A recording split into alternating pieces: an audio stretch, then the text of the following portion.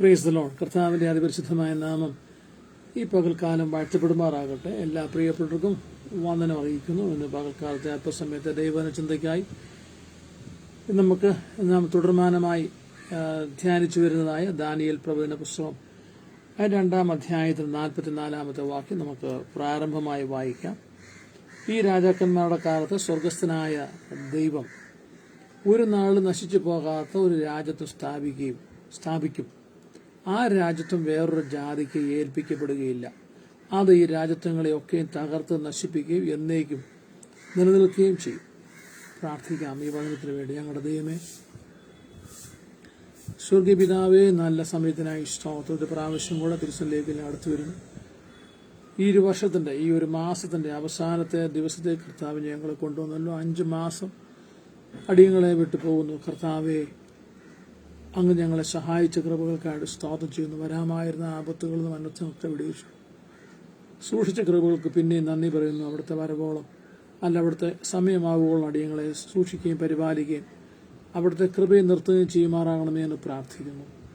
നൽകിയ ജീവന്റെ വചനത്തിനായി സ്തോത്രം. ശുശ്രൂഷിപ്പാൻ എളിയവനെ കേൾവിക്കാരെയും കർത്താവ് സഹായിക്കണമേ. ഈ എലോഹീം ഗ്ലോബൽ മിനിസ്ട്രിയുടെ ഈ ഫേസ്ബുക്ക് പേജിനായിട്ട് സ്തോത്രം ചെയ്യുന്നു. ദൈവമായ കർത്താവ് ശുശ്രൂഷിക്കുന്ന ഞങ്ങളുടെ ദാസനെ, നേതൃത്വം കൊടുക്കുന്ന ദാസനെയും കൃപയിൽ എല്ലാവരെയും കർത്താവ് സഹായിക്കണം. കൃപയിൽ പുതിയ മഹത്വം അങ്ങേക്ക് തരുന്നു.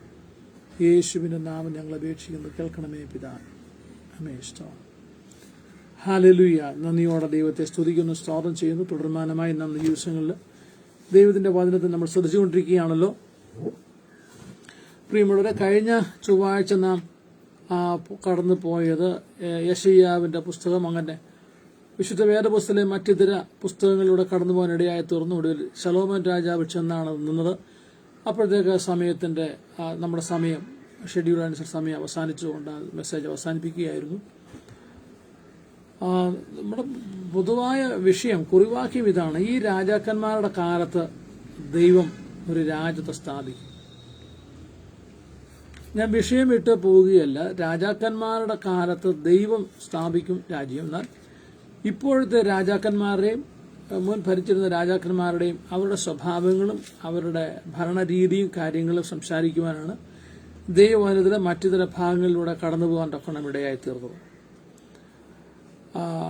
ഇവിടെ പറഞ്ഞിരിക്കുന്ന കാര്യം, ദൈവം ഒരു നാളും നശിച്ചു പോകാത്തൊരു രാജ്യത്വം സ്ഥാപിക്കും. അപ്പൊ രാജാക്കന്മാർ മാറി പോകും. അവർ മാറിയാൽ പിന്നെ മറ്റൊരാൾ വരണം. ഇത് നമ്മുടെ കേരളത്തിൽ എറണാകുളം ജില്ലയിൽ ഒരു സ്ഥലത്ത് ഒരു തെരഞ്ഞെടുപ്പ് നടക്കുകയാണ്. ആ സ്ഥലത്ത് നിന്ന് തെരഞ്ഞെടുക്കപ്പെട്ടതായ വ്യക്തി ഈ ലോകത്തോട് മാറ്റപ്പെട്ടു. അപ്പൊ അവിടെ ഒരു സീറ്റ് ഒഴിവും. ആ സീറ്റിന്റെ ഒഴിവ് നികത്തുവാനാണ് ഇന്ന് അവിടെ ഒരു ഉപതെരഞ്ഞെടുപ്പ് നടക്കുന്നത്. അദ്ദേഹം നിന്നിരുന്നുവെങ്കിൽ കാലാവധി തികയ്ക്കാമായിരുന്നു, ജീവനോടുണ്ടായിരുന്നുവെങ്കിൽ. അപ്പോൾ തന്നെ ഇന്നുള്ള മന്ത്രിസഭയ്ക്കും മന്ത്രിമാർക്കും ജനപ്രതിനിധികൾക്കെല്ലാം ഒരു കാലാവധിയുണ്ട്. ഏറ്റവും കൂടിയ കാലാവധി 5 വർഷമാണ് ഒരു ടേമിലേക്ക്. അത് കഴിഞ്ഞാൽ പിന്നെ മുഖ്യമന്ത്രിയും ഉൾപ്പെടെ പലരും മാറുകയാണ്. തുടർ ഭരണം വന്നാൽ അങ്ങനെ, അതല്ലെങ്കിൽ നിലനിൽക്കുന്നൊരു ഭരണമില്ല. അപ്പോൾ പറഞ്ഞാൽ ഒരുപക്ഷെ ജനായത്ത ഭരണത്തിലല്ലേ ഇങ്ങനെ മാറി വരുന്ന ഭരണങ്ങളുള്ളു എന്നതാണ്. അല്ല, രാജാക്കന്മാരുടെ ഭാഗത്ത് ഒരു രാജാവ് തന്നെ ഇന്നയോളം ഭരിച്ചിട്ടില്ല. അത് മനുഷ്യനല്ലേ, ആയുസിന്റെ കുറവ് കൊണ്ട് സംഭവിക്കുകയില്ല എന്ന് പറഞ്ഞേക്കാം. അപ്പോൾ തന്നെ ഏതൊരു രാജാവിനും അല്ലെങ്കിൽ രാജത്വത്തിനും അവരുടെ ആ പേരിന് നിലനിന്ന് പോകാനായിട്ട് സാധിക്കുന്നില്ല. രാജാക്കന്മാരുടെ ആരംഭം കുറിച്ചത് മുതൽ രാജാക്കന്മാരുടെ രാജഭരണങ്ങൾക്ക് അന്ത്യം വന്നതുവരെ ചില രാജ്യങ്ങൾ ഇന്ന് രാജഭരണം തുടരുന്നുണ്ട്. ചില സ്ഥലങ്ങളിൽ രാജാക്കന്മാർ അല്ലെങ്കിൽ റാണിമാർ വെറും അപ്രസക്തരാണ്, മറ്റുള്ളവരാണ് ഭരിക്കുന്നത്. എങ്കിലും അവിടെ രാജഭരണം അവകാശപ്പെടാം. എന്നാലും വിവിധമുള്ളമായ രാജഭരണങ്ങളിൽ തന്നെ രാജഭരണം തുടർമാനമായിട്ട് വരുന്നില്ല. മുഗൾ രാജവംശം ഇന്നതില്ല. എന്നാൽ അത് ഇന്നത്തെ സാഹചര്യമാണ്. എന്നാൽ അപ്പോൾ തന്നെ മുൻപ് അത് നിന്നുപോയി. അതിനുശേഷം അടുത്ത രാജവംശം വന്നു, അതും നിലനിന്നില്ല. അതിനുശേഷം അടുത്തത് വന്നു, നിലനിന്നില്ല. ഇങ്ങനെ ലോകത്തെമ്പാടും, നമ്മുടെ കേരളത്തിലും ഭാരതത്തിലും ലോകത്തെമ്പാടും ഇത് തന്നെയാണ് സംഭവിച്ചുകൊണ്ടിരിക്കുന്നത്. കാരണം ഈ രാജാക്കന്മാരുടെ അല്ല ജനങ്ങൾ, മനുഷ്യർ, ജനങ്ങൾ എന്നുപരി മനുഷ്യർ, അവരുടെ പ്രജകൾ. അവരിൽ നിന്നൊരു ആള് വന്നു ജനങ്ങളെ ഭരിക്കുന്നു എന്നതിലുപരി മറ്റു കമ്മിറ്റ്മെന്റ് ഒന്നും അവർക്കില്ല. കമ്മിറ്റ്മെന്റ് എന്നല്ല, അവർക്ക് അവരോട് മറ്റു കാര്യങ്ങളൊന്നുമില്ല. കാരണം ഈ ജനങ്ങളാരും രാജാവിൻ്റെതല്ല. രാജാക്കന്മാരും ഭരണകൂടങ്ങളുമല്ല പ്രജകളെ സൃഷ്ടിച്ചത് എന്ന് പറഞ്ഞാൽ ഉണ്ടാക്കിയത്. ഇന്നീ കാണുന്ന സൗകര്യങ്ങൾക്ക് തോടും, ഒരു ചില തോടുകൾ നിർമ്മിച്ചിട്ടുണ്ട്, പാലങ്ങളും റോഡുകളും രാജാക്കന്മാർ പണിതിട്ടുണ്ട്. എന്നാൽ അതിലുപരി ജനങ്ങൾക്ക് ആവശ്യമായ ഭക്ഷ്യസാധനങ്ങൾ, തെങ്ങ് തൊട്ടുള്ള സകല സസ്യലതാദികളും അവരാരും നിർമ്മിച്ചതല്ല. നമ്മളൊക്കെ ഇവിടെ വന്നപ്പോഴത്തേക്ക് രാജാക്കന്മാരായാലും ഇവിടെ അവതരിച്ചതിന് ശേഷമുള്ള അവതരിക്കുമ്പോൾ ജനിച്ചപ്പോൾ അന്നുണ്ടായിരുന്നു. പിന്നെ സാങ്കേതികത്ത ചില ചെടികളും പഴവർഗ്ഗങ്ങളും ഒക്കെ കൃത്രിമമായി സൃഷ്ടിച്ചിട്ടുണ്ട്. അതൊക്കെ ഒന്നിൽ നിന്ന് എടുത്തതാണ്. അല്ലാതെ ഇല്ലാത്തതിൽ നിന്ന് ഒന്നും ഒരു രാജാവ് ഒരു ശാസ്ത്രജ്ഞനും ചെയ്തിട്ടില്ല. അപ്പോൾ ആത്യന്തികമായി ഈ മനുഷ്യരാരും ഭരണകൂടങ്ങളുടെയും രാജാക്കന്മാരുടെയും അല്ല. ഇപ്പോൾ ഭരണകൂടം രാഷ്ട്രീയ പാർട്ടികളുടെയാണ്. രാഷ്ട്രീയ പാർട്ടികളുടെ അല്ല, മനുഷ്യൻ ദൈവത്തിൻ്റെതാണ്. ദൈവം ആണ് മനുഷ്യനെ സൃഷ്ടിച്ചത്. അപ്പോൾ അങ്ങനെയുള്ള ഈ മനുഷ്യനെ ഭരിക്കേണ്ടത് ദൈവം തന്നെയാണ്. അതുകൊണ്ടാണ് ഈ ഭൂമിയിലെ രാജഭരണങ്ങൾ ഒന്നും നിലനിൽക്കാതെ പോകുന്നത്. അതിന് അപ്പോൾ തന്നെയാണ് ഇന്ന് ഈ കാണുന്ന ഭരണങ്ങൾക്കുള്ളൊരു അറുതി. അത് വരുന്നതിനെക്കുറിച്ചാണ് ഇന്നേക്ക് നൂറ്റാണ്ടുകൾക്ക് മുമ്പ് ജീവിച്ചിരുന്നതായ ദാനിയേൽ എന്ന പ്രവാചകനിലൂടെ ദൈവം വെളിപ്പെടുത്തി കൊടുക്കുവാൻ തക്കോണം ഇടയായി തീർന്നു. അങ്ങനെ അന്ന് ദൈവം വെളിപ്പെടുത്തി കൊടുത്തത് ദാനിയേലിന് അല്ല, ശരിക്കും അന്ന് ബാബിലോൺ ഭരിച്ചിരുന്നതായ രാജാവായ നെബൂഖദ്നേസർ എന്ന ചക്രവർത്തിക്കാണ് ദൈവം അവൻ വെളിപ്പെടുത്തി കൊടുത്തത്. ആ ബാബിലോൺ എന്ന സ്ഥലം, അതിന്റെ പട്ടണത്തിന്റെ, ആ രാജ്യത്തിന്റെ ഉൽപ്പത്തി നോഹയുടെ കൊച്ചുമകനായ ഹാമിന്റെ നിമ്രോദാണ് ഈ പട്ടണം പണിയുവാൻ കഴിയുന്നത്. അദ്ദേഹം ഒരു നായാട്ടു വീരനായിരുന്നു. വീരരക്തം ഉളവായ ഒരു മനുഷ്യനായിരുന്നു നിമ്രോദ്. അദ്ദേഹമാണ് പിന്നെ ബാബേൽ അല്ലെങ്കിൽ ബാബിലോൺ പണിയുവാൻ തക്കോണിടയായി തീർന്നു. പിന്നെ നാം കാണുന്നത് അദ്ദേഹത്തിന് ശേഷം വന്നതായ രാജ പരമ്പരയിൽ പെട്ട എല്ലാ രാജാക്കന്മാർ തന്നെ പരാക്രമശാലികളായിരുന്നു. അതിൽ ഒടുവിലത്തെ ആളായിരുന്നു നമ്മൾക്കൊക്കെ അറിയാവുന്നതായ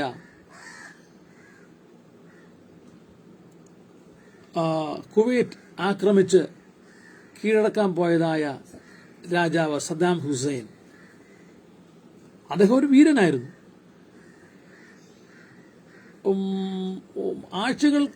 ആഴ്ചകളോളം മാസങ്ങളോളം അമേരിക്ക ഉൾപ്പെടെയുള്ള വൻ ശക്തികളെ വിരട്ടി നിർത്തിയ ഒരു ഭരണാധികാരിയായിരുന്നു സദ്ദാം ഹുസൈൻ.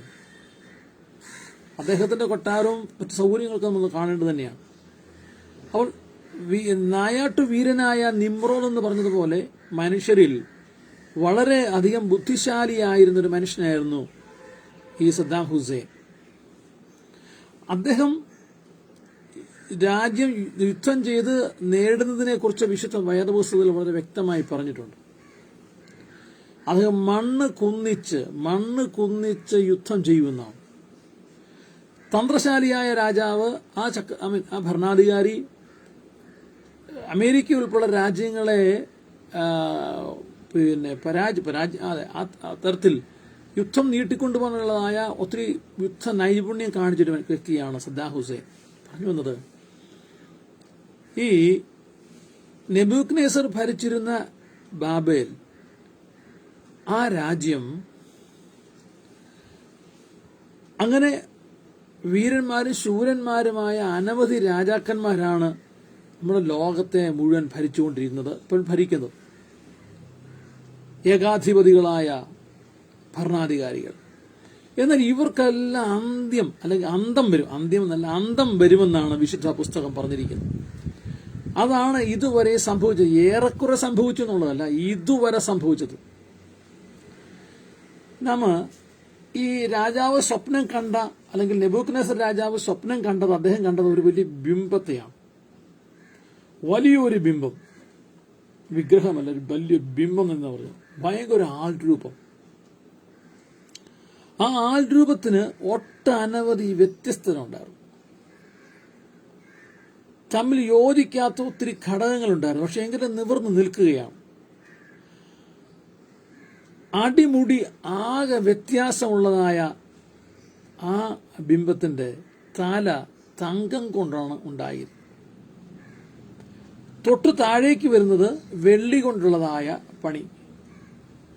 അതിന് താഴെ വരുമ്പോൾ താമ്രം കൊണ്ടുള്ളതായ പണി. പിന്നെ കാണുന്നത് ഇരുമ്പ്. ഏറ്റവും ഒടുവിൽ കളിമണ്ണ്. അത് ഇരുമ്പും കളിമണ്ണും കൂടെ സമ്മിശ്രമായി നിൽക്കുന്ന ഒരു നിർമ്മിതി. ശരിക്കും പറഞ്ഞാൽ ഈ ഭീമാകാരമായ സ്തൂപത്തെ, മനുഷ്യരൂപത്തെ, ഈ അതിന്റെ ഉറപ്പിച്ച ബേസ്മെന്റ് എങ്ങനെ നോക്കിയാൽ അത്ഭുതം തോന്നും ഇതെങ്ങനെ നിന്നെന്നുള്ളത്. കാരണം അത് ഏറ്റവും അടിയിലത്തെ ഘടകം കളിമണ്ണും ഇരുമ്പും കൂടെ ഇടകലർന്നിരിക്കുക. അത് തന്നെ ഒട്ട് ചേർന്നുകൊണ്ട് ചേരാതെ ഇരിക്കുക.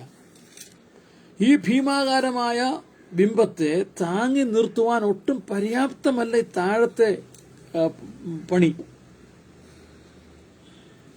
സാധാരണ നാം ഒരു കെട്ടിടം പണിതാൽ അതിന്റെ ബേസ്മെന്റ് ഏറ്റവും ഉറപ്പുള്ളതായിരിക്കും. മുകളിലേക്ക് പോകുന്നതിന്റെ എത്രയോ അധികം വലുതായിരിക്കും താഴെയുള്ളതായ നിർമ്മിതി. അതിന്റെ ബേസ്മെന്റിൽ ആഴത്തിൽ കുഴിയെടുക്കുന്നു. വിസ്തൃതമായ അനുഭവങ്ങളും അതിന്റെ അവസ്ഥകളും. എന്നാൽ മുകളിലേക്ക് പണി ചെല്ലും തോറും താഴെ 10 നിലയുണ്ടെങ്കിൽ മുകളിലേക്ക് ചെല്ലുമ്പോൾ അത്രയും കാണണമെന്നില്ല. ഇപ്പൊ തന്നെ ദുബായിൽ ഒരു വലിയ കെട്ടിടമുണ്ട്.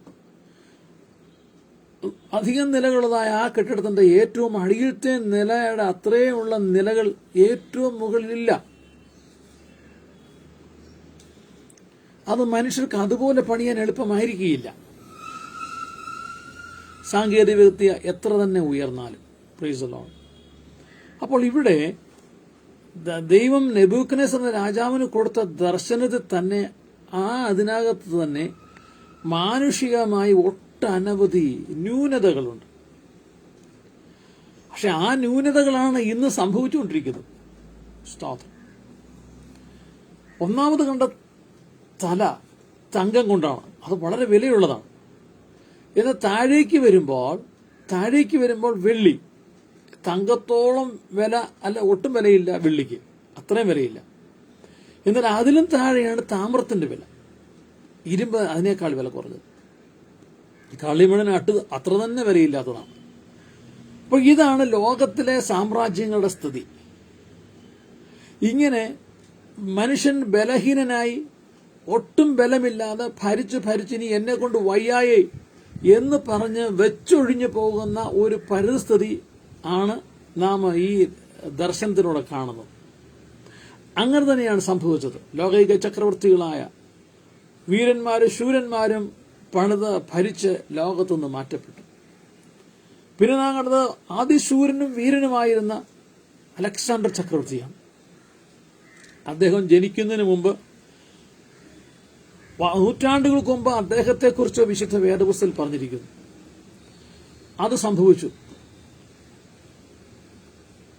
ഇന്ത്യ ഉൾപ്പെടെയുള്ള രാജ്യങ്ങൾ അദ്ദേഹം പിടിച്ചടക്കിയപ്പോൾ ഒടുവിൽ യെരുശലേം പിടിക്കാൻ, പലസ്തീൻ പിടിക്കാൻ ചെന്നു. യെരുശലേം പിടിക്കാൻ ചെന്ന അദ്ദേഹം കാണുന്നത് യെരുശലേമിന്റെ കോട്ടകൾ അടഞ്ഞു കിടക്കുമ്പോൾ അതിന്റെ മുൻഭാഗത്തെ വാതിൽ തുറന്നിട്ട്,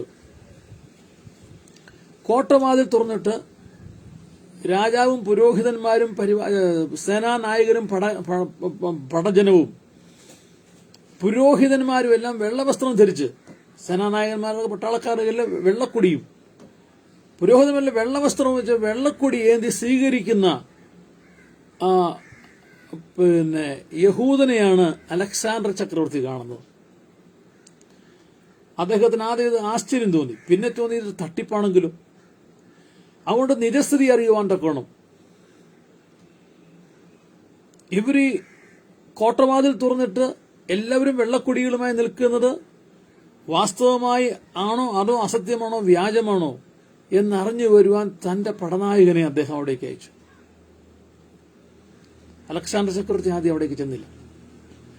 പടനായകൻ ചെന്ന് കാര്യം ചോദിച്ചപ്പോൾ പറഞ്ഞു, ഇറങ്ങി വരാൻ പറയും. കുതിരപ്പുറത്ത് ഇറങ്ങി വന്നു. എന്നിട്ട് വേദപുസ്തകം തുറന്ന് ദാനിയേലിന്റെ പ്രവചന പുസ്തകം എടുത്ത് ഈ രാജാവിനെ കുറിച്ച് അലക്സാണ്ടർ ചക്രവർത്തിയെക്കുള്ളതായ പ്രവചന ഭാഗം കാണിച്ചു കൊടുത്തു. 2 സ്ഥലത്ത് അതിനെക്കുറിച്ച് എഴുതുന്നുണ്ട്. ഒന്ന്, നെബൂഖദ്നേസർ കണ്ട ദർശനത്തിൽ. 2, ഈ ദർശനത്തിന് അല്ലെങ്കിൽ ഈ വ്യാഖ്യാനിച്ചു കൊടുത്തതായ ദാനിയേലിന് ദൈവം കൊടുത്തതായ ദർശനത്തിൽ. പിന്നെ അതിനൊരു വിവരണത്തിൽ 3 ഭാഗത്ത് പറഞ്ഞിരിക്കുന്നത് പടനായകനെ, അലക്സാണ്ടർ ചക്രവർത്തിയുടെ പടനായകനെ വായിച്ചു കേൾപ്പിച്ചു. എന്നിട്ട് പറഞ്ഞു, ഇതവൻ ജനിക്കുന്നതിന് മുമ്പ്, ഇവനപ്പൻ, ഈ രാജാവിന്റെ അപ്പൻ ഫിലിപ്പ് രാജാവ് ഉണ്ടാകുന്നതിന് മുൻപ് ഇങ്ങനൊരു വിദ്വാൻ വിക്രമൻ വരുമെന്നും ഇവിടെ എത്തുമെന്നും അവന്റെ അന്ത്യം എന്താകുമെന്നും ഈ പുസ്തകത്തിൽ പറഞ്ഞിരിക്കുന്നു. ഇത് പറഞ്ഞ ദൈവത്തിന്റെ ജനമാണ് ഞങ്ങൾ, ആ ദൈവത്തെ ആരാധിക്കുന്ന സ്ഥലമാണിത് എന്ന് പറഞ്ഞ് അവർ ഈ പുസ്തകത്താളുകൾ കാണിച്ചു കൊടുത്തു. പടനായകൻ വരണ്ടുപോയി. വന്നതിനേക്കാൾ സ്പീഡിൽ അലക്സാണ്ടർ ചക്രവർത്തി ചെന്ന് പറഞ്ഞു, രാജൻ, താങ്കളുടെ ജാതകം അവരുടെ കയ്യിലുണ്ടെന്ന് പറഞ്ഞു. നമ്മുടെ നാട്ടിൽ തിരുവനന്തപുരം ഭാഷയിൽ പറയുന്ന ജാതകം. നിങ്ങളുടെ തുടക്കവും നിങ്ങളുടെ ഒടുക്കവും എഴുതിയൊരു പുസ്തകവുമായി നിൽക്കുന്നവരാണ് നമ്മളെ വരവേൽക്കുന്നത്. നിങ്ങളുടെ അന്ത്യം അറിയാവുന്നതുകൊണ്ട് അവർ നമ്മളോട് യുദ്ധം ചെയ്യുന്നില്ല, പടയെടുക്കുന്നില്ല. നമുക്ക് പോകാം എന്ന് പറഞ്ഞു. അവരുടെ അടുക്കിലേക്ക് പോകാമെന്ന് പറഞ്ഞു. കുതിരപ്പുറത്ത് വന്ന അലക്സാണ്ടർ ചക്രവർത്തി അവിടെ നിന്നിറങ്ങി നടന്നു വന്ന് പുരോഹിതന്മാരുടെ അവിടെ വന്ന് മുട്ടുകുത്തി വേദപുസ്തകത്തിലെ വാക്യം വായിച്ചു കൊടുത്തു. അത് വളരെ വ്യക്തമായി പറഞ്ഞിരിക്കുന്ന ഒരു കാര്യമുണ്ട്. അത് അവനല്ല, അവന്റെ സന്തതിക്കല്ല, മറ്റു ചിലർക്ക് 4 പേരുടെ പക്കലേക്ക് ഇത് പോകും എന്ന് ഉള്ളതായ ഭാഗം സ്തോത്രം വായിച്ചു കേട്ടപ്പോൾ പ്രൈസ് ദി ലോർഡ് സ്തോത്രം പിന്നെ ദാനിയേൽ ഈ നെബൂഖദ്നേസർ രാജാവ് പ്രൈസ് ദി ലോർഡ് വളരെ നടുങ്ങിപ്പോവുകയും മാത്രമല്ല, എന്നിട്ട് ഭയപ്പെട്ട് ദൈവം ഭാഗം എഴുന്നേറ്റ് പറഞ്ഞു, അങ്ങനെയെങ്കിൽ എനിക്ക് ശേഷം ഈ രാജ്യത്വം എനിക്കും എന്റെ മക്കൾക്കും ഉണ്ടാകുകയില്ല. സ്തോത്രം. അതിന്റെ 11-ാം അധ്യായം, ദാനിയേൽ പ്രവചന പുസ്തകം 11-ാം അധ്യായത്തിന്റെ പ്രൈസ് ദി ലോർഡ് 11 മുതൽ ഉള്ള വാക്യം ആണ് വായിച്ച് കേൾപ്പിച്ചു കൊടുത്തത്. ഒന്ന് വായിക്കാം. 11 മുതൽ. സ്തോത്രം. ഞാനോ മേദ്യനായ ദാര്യാവേശിന്റെ നോക്കുക, അതിന്റെ പശ്ചാത്തലമാണ് അവിടെ പറയുന്നത്. ഞാനോ മേദ്യനായ ദാര്യാവേശിന്റെ 1-ാം ആണ്ടിൽ അവനെ ഉറപ്പിക്കുവാനും. ദാനിയേൽ പ്രവാചകൻ പറയുകയാണ്, രാജാവിനെ ഉറപ്പിക്കുവാൻ. അത് രാജാവെല്ലാം ഭീതി കൊണ്ട് മുട്ടുകാടിരിക്കുക. എങ്ങനെ ഭരിക്കും? ഞാനീ ഭരിച്ചതുകൊണ്ട് എന്തോ പ്രയോജനം? ആകെ വല്ലാതായപ്പോൾ ദാനിയേൽ പ്രവാചകൻ ഈ രാജാവിനെ ബലപ്പെടുത്തി, ഭാരപ്പെടാതെ ഏതായാലും നിനക്ക് ലഭിച്ചതായ കാലം നീ ഭരിക്കുക. അത് ദൈവനിയോഗമാണ്, ദൈവനിർദ്ദേശമാണ്. അങ്ങനെ പറഞ്ഞതുകൊണ്ട് അങ്ങനെ പറഞ്ഞ് രാജാവിനെ ഉറപ്പിച്ചു. ഇതിന് ഇങ്ങനൊരു കഥ ഞാൻ കേട്ടിട്ടുണ്ട്, നടന്നാണില്ല. ഒരിക്കലും രാജ്യമുണ്ട്, ആ രാജ്യത്ത് 3 വർഷത്തേക്ക് ആർക്കും രാജാവാകാം. എന്നാൽ ആ 3 വർഷ ഭരണം കഴിയുമ്പോൾ ആ രാജ്യത്തിനടുത്ത് ഉള്ളതായ സമുദ്രത്തിൽ ഒരു ഏകാന്ത ദ്വീപുണ്ട്. ആ ഏകാന്ത ദ്വീപിലേക്ക് ഈ രാജാവിനെ നാടുകടത്തും.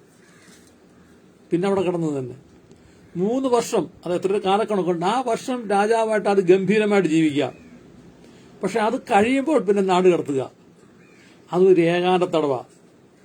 ഭക്ഷണവുമില്ല, എങ്ങനെയാണെന്ന് അവിടുത്തെ കുറിച്ച് വിശദീകരണമില്ല. ഏതായാലും അതാണ് അവസാനം, അന്തിമത.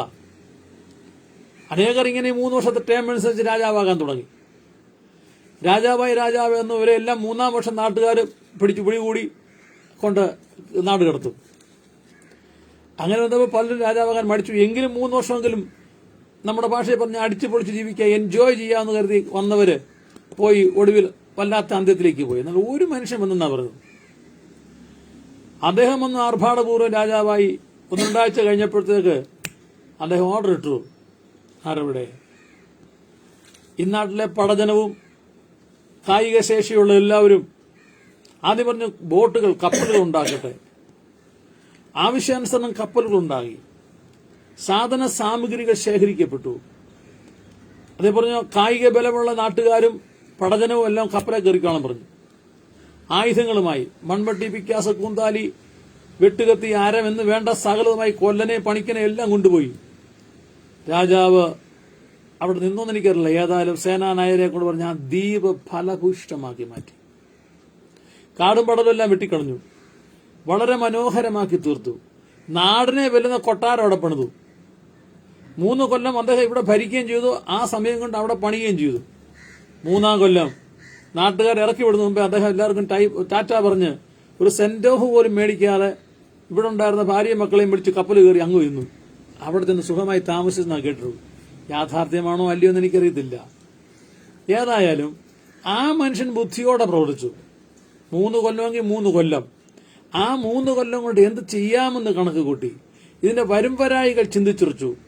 അദ്ദേഹത്തിന് ഈ പറഞ്ഞ കഥയിലെ മനുഷ്യൻ ആര് ബുദ്ധി പറഞ്ഞു കൊടുത്തു എന്നറിയില്ല. എന്നാൽ ഇവിടെ ഇതാ മേദിനായ രാജാവ് ദാരിയാവേശിനെ 1-ാം അവനെ ഉറപ്പിച്ചു, ബലപ്പെടുത്തി. കാരണം നെബൂഖദ്നേസർ എന്ന രാജാവിന്റെ പതനം കണ്ട ഒരാളാണ്, പ്രൗഢിയും പതനവും കണ്ട ഒരാളാണ് ദാനിയേൽ. അവന്റെ ഉയർച്ചയും താഴ്ചയും കണ്ട ഒരാളാണ് ദാനിയേൽ. ഉയർച്ചയെക്കുറിച്ചുള്ള ദൂതും താഴ്ചയെക്കുറിച്ചുള്ള ദൂതും പറഞ്ഞ ഒരാളാണ് ദാനിയേൽ.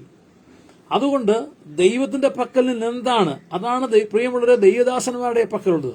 അനേകരുടെ ഉയർച്ചയും ദൈവവചനപ്രകാരം നിന്നവരുടെ ഉയർച്ചയും ദൈവത്തെ വിട്ടുപോയവരുടെ താഴ്ചയും അറിയുന്നതുകൊണ്ടാണ് ദൈവദാസന്മാരായ ഞങ്ങൾ ദൈവജനത്തെ ബലപ്പെടുത്തുന്നത്.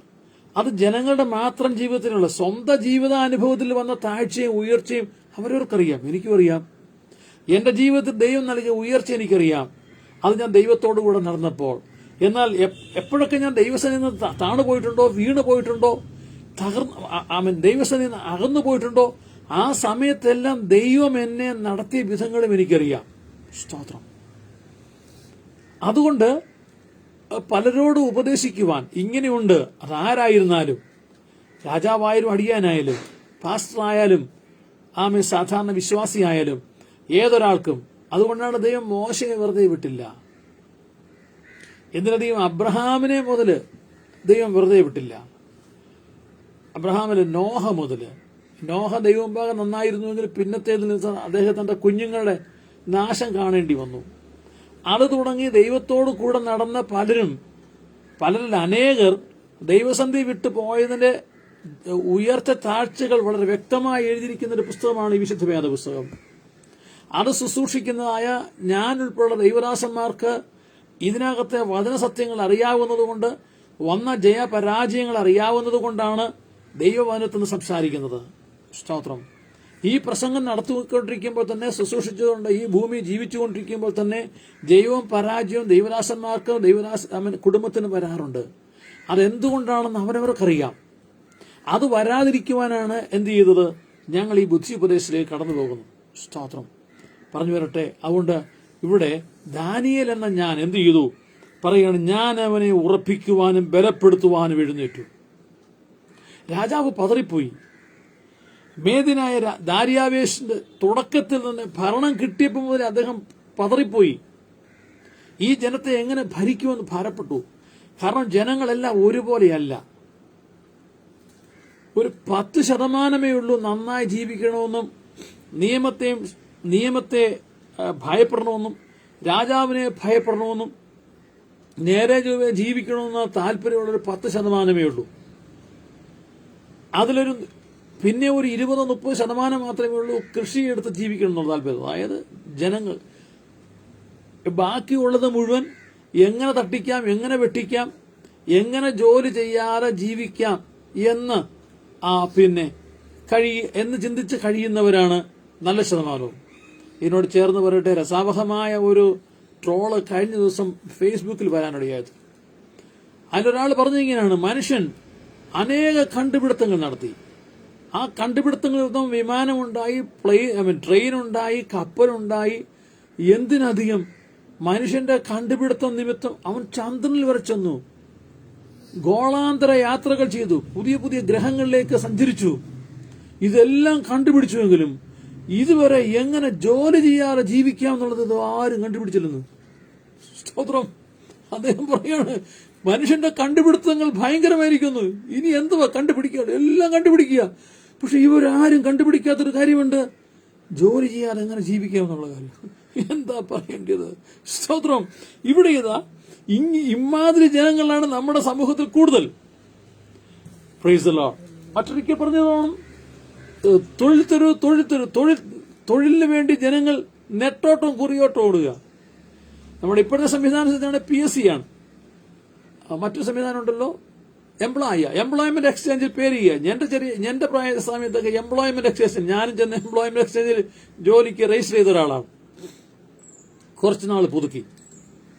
18 വയസ്സ് മുതൽ തുടങ്ങാൻ പറഞ്ഞ് ഞാൻ 18ാമത്തെ വയസ്സ് തികഞ്ഞ അന്ന് തന്നെ എന്റെ സർട്ടിഫിക്കറ്റ് തികഞ്ഞ 18/5/1960 അതുകൊണ്ട് എന്റെ 18 വയസ്സ് സർട്ടിഫിക്കറ്റ് തികഞ്ഞ അന്ന് തന്നെ ഞാൻ തിരുവനന്തപുരത്തുള്ള എംപ്ലോയ്മെന്റ് എക്സ്ചേഞ്ചിൽ ചെന്ന് എന്റെ സർട്ടിഫിക്കറ്റ് കൊണ്ടുവന്ന് ഞാൻ പേര് രജിസ്റ്റർ ചെയ്തു. എനിക്കൊരു അറിയിപ്പ് ഉണ്ടായില്ല. പോട്ടെ, അതല്ല ദൈവത്തിന്റെ ഹിതം, അതല്ല ഞാൻ സുവിശേഷകനാകണം തമ്പുരാൻ കണ്ടതുകൊണ്ട് സംഭവിച്ചു. പോകട്ടെ. ഇന്നാണ് PSC പരീക്ഷ എഴുതാത്തവർ നമ്മുടെ നാട്ടിൽ ചുരുക്കമാണ്. കാരണം എല്ലാവർക്കും അറിയാം, ജീവിതം സെക്യൂർ ആകാൻ ഒരു ഉറപ്പോ സുരക്ഷിതത്വം ഉണ്ടെങ്കിൽ സർക്കാർ ഉദ്യോഗം മതി. ഭയങ്കര ശമ്പളം, 365 ദിവസത്തിൽ 52 ഞായറാഴ്ച പോകണ്ട, പിന്നെ 12 സെക്കൻഡ് സാറ്റർഡേ പോകണ്ട, പിന്നെ പൊതു അവധി ദിവസങ്ങളുണ്ട്. നവംബർ 1 തുടങ്ങി ഗാന്ധി ജയന്തി, ക്രിസ്തുമസ്, ഈസ്റ്റർ, നബിദിനം, ദീപാവലി എന്ന് വേണ്ട, അങ്ങനെ എല്ലാം കൂടെ തന്നെ അവധി. ഏതായാലും 365 ദിവസമുള്ളതിൽ 165ഓളം ദിവസങ്ങൾ തന്നെ അവധി ദിവസങ്ങളാണ്. അത് തന്നെ ഒരു ദിവസം 8 മണിക്കൂർ പോയാൽ മതി. ഈ 8 മണിക്കൂർ എന്നുള്ളത് 10 തൊട്ട് 5 വരെ ആണെങ്കിലും 10, 10:30, 11 മണിയാകാതെ പരിപാടി തുടങ്ങുകയില്ല. 4, 4:30 ആകുമ്പോഴത്തേക്ക് ആളുകൾ സ്ഥലം വിടുകയും ചെയ്യും. ചുരുക്കി പറഞ്ഞാൽ എത്ര മണിക്കൂർ ഇവർ ജോലി ചെയ്യുന്നുണ്ട്. എന്നാലോ പെൻഷൻ പറ്റിയാലോ വാങ്ങിയ ശമ്പളത്തേക്കാൾ അധികം രൂപ പെൻഷനായി വീട്ടിൽ കിട്ടും. 55 വയസ്സ് മുതൽ അത് മേടിച്ച് ബാങ്കിൽ ഫിക്സഡ് ഡെപ്പോസിറ്റ് ഇടുകയും ചെയ്യാം, പിന്നെ മറ്റിതര പണികൾക്ക് പോവുകയും ചെയ്യാം. ഇങ്ങനൊരു സംവിധാനം നമ്മുടെ നാട്ടിൽ നിലവിൽ ഇരിക്കുന്നതുകൊണ്ട് ഇന്ന് എല്ലാവരും PSC ടെസ്റ്റിന് പോവുക. മുൻപ് ഓരോരുത്തർ തന്നെ ചെന്നങ്ങ് എഴുതുകയായിരുന്നു. ഇപ്പോഴങ്ങനല്ല. ഞാൻ വിഷയം വിട്ടു പോകല. ഇപ്പോഴങ്ങനല്ല. PSC ടെസ്റ്റിന് വേണ്ടി പരിശീലിപ്പിക്കുന്ന പരിശീലന കേന്ദ്രങ്ങളുണ്ട്. പണ്ട് 10ാം ക്ലാസ് തോറ്റു പോകുന്നവരെ ജയിപ്പിക്കാനുള്ള സംവിധാനമായിരുന്നു ട്യൂട്ടറൽ കോളേജ്, പാരലൽ കോളേജ് എന്നൊക്കെ പറഞ്ഞു. ട്യൂട്ടർ കോളേജ് അതാണ്. ഓക്കെ എന്നത് പറഞ്ഞ പോലെ ഇപ്പൊ PSC കേന്ദ്രങ്ങളുണ്ട്. അവിടെ ചെന്ന് പഠിച്ചിട്ടങ്ങ് എഴുതുക. എന്നിട്ടോ അതുകൊണ്ട് എന്ത് പറ്റി? PSC റാങ്ക് ലിസ്റ്റ് വരുന്നത് 1000ങ്ങളില്ല, 10,000ങ്ങളൊക്കെയാ റാങ്ക് ലിസ്റ്റ് വരുന്നത്. കുറച്ച് കഴിയുമ്പോൾ ആ റാങ്ക് ലിസ്റ്റ് കാലഹരണപ്പെടുക, പിന്നെയും PSC പരീക്ഷ എഴുതുക. ഇങ്ങനെ പരീക്ഷ എഴുതി ജോലി നേടാൻ ഉള്ള വ്യഗ്രതയിൽ മനുഷ്യരായിരിക്കുക. സ്തോത്രം. ഞാൻ വിഷയം വിട്ടു പോയതല്ല, ഇപ്പോഴത്തെ ഒരു സ്ഥിതി പറഞ്ഞു പോയതാണ്. ഓക്കെ. അപ്പോൾ എന്നിട്ട് ഇങ്ങനെ എഴുതി പരീക്ഷ എഴുതി കഷ്ടപ്പെട്ട് ജോലി സമ്പാദിച്ചാൽ അടുത്ത ആഴ്ച മുതൽ സമരമാണ്. അതിലൊരിക്കലും ഒഴുങ്ങിയൊരു മുദ്രാവാക്യമാണ് സമരം ഞങ്ങളുടെ ജന്മാവകാശമെന്ന്. ഏതാ? ഇക്കണ്ട പരീക്ഷയെല്ലാം എഴുതി പഠിച്ച് സാധാരണ പഠിത്തം കഴിഞ്ഞ് പിന്നെ ഇതിനുവേണ്ടി പ്രത്യേകം പഠിച്ച് അങ്ങനെ പരീക്ഷ എഴുതി നേടിയ ജോലിയിൽ ചെന്ന് കസേരയിൽ ഇരുന്ന് കഴിഞ്ഞ ഉടനെ പറയാണ് സമരം ഞങ്ങളുടെ ജന്മാവകാശം. ഒരാൾ പറയുകയാണ് ഞങ്ങള് സ്തോത്രം എങ്ങനെ ജോലിയെടുക്കാതെ ജീവിക്കാമെന്ന് റിസർച്ച് നടത്തുന്ന ആളുകൾ ഇരിക്കുമ്പോൾ ജോലിക്ക് കയറിയർ പറയാണ് സമരം ഞങ്ങളുടെ ജന്മാവകാശം. നോക്കുക, ഇങ്ങനെയുള്ള മനുഷ്യരാണ് നമ്മുടെ സമൂഹത്തിലുള്ളത്. ഇവരെ എങ്ങനെ ഭരിക്കുമെന്നറിയാതെ ദാരിയാവേശ രാജാവ് കുഴഞ്ഞുപോയി. അതുകൊണ്ട് ആ ദാരിയാവേശ രാജാവിനെ ബലപ്പെടുത്തുവാൻ തക്കണം ദാനിയേൽ എഴുന്നേറ്റു. അദ്ദേഹം അന്നത്തെ പ്രധാന ദേശാധികാരിമാരിൽ ഏറ്റവും പ്രാധാന്യമുള്ളതായിരുന്നു. നമ്മൾ എന്നത്തെ പറയാം ചീഫ് സെക്രട്ടറി ആയിരുന്നു. അപ്പൊ ചീഫ് സെക്രട്ടറി ആയതുകൊണ്ട് രാജാവ് ഭരണത്തിൽ ഉത്സുകനായിരിക്കുന്നില്ല, യാതൊരു ഉത്സാഹവുമില്ല. ഒരുമാതിരി സന്യാസിയെ പോലെ ആയിരിക്കുന്നത് കണ്ടപ്പോഴാണ് ചോദിച്ചു, എന്താ രാജാവ്, എന്ത് പറ്റി?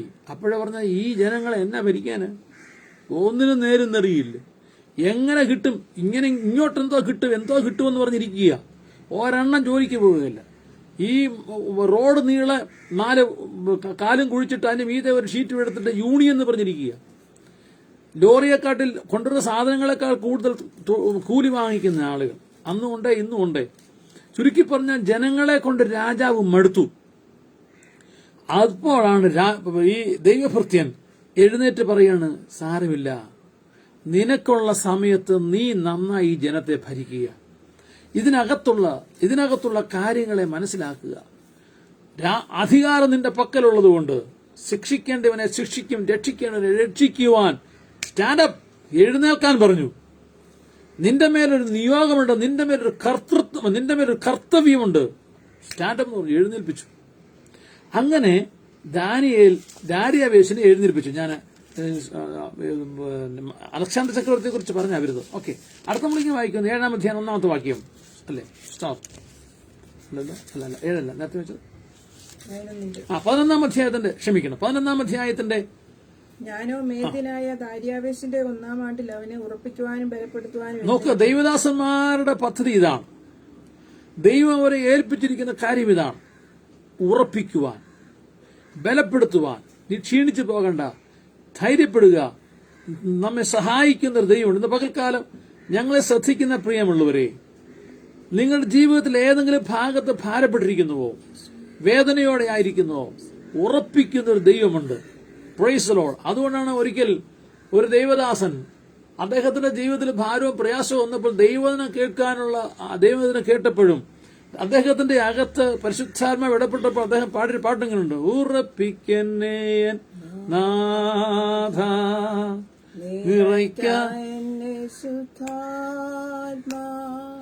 ഉറപ്പിക്കന്നേ നാഥ,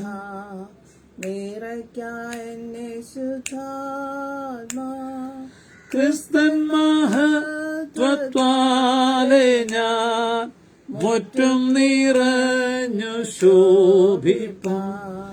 ക്രിസ്തൻ മഹത്വത്താലെ ഞാൻ മുറ്റും നിറഞ്ഞു ശോഭിപ്പാൻ. എന്നെ ഉറപ്പിക്കണമെന്ന് ഇഷ്ടം.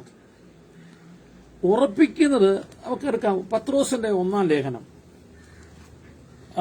ഉറപ്പിക്കുവാൻ ദൈവം ഉറപ്പിച്ചില്ലെങ്കിൽ എല്ലാ ഉറപ്പും പോവും, ഭാരവും പ്രയാസമൊക്കെ വരും. സ്തോത്രം. 1-ാം അധ്യായം 1 ലേഖനം, പത്രോസിന്റെ 1-ാം ലേഖനം 2-ാം അധ്യായം അതിന്റെ 6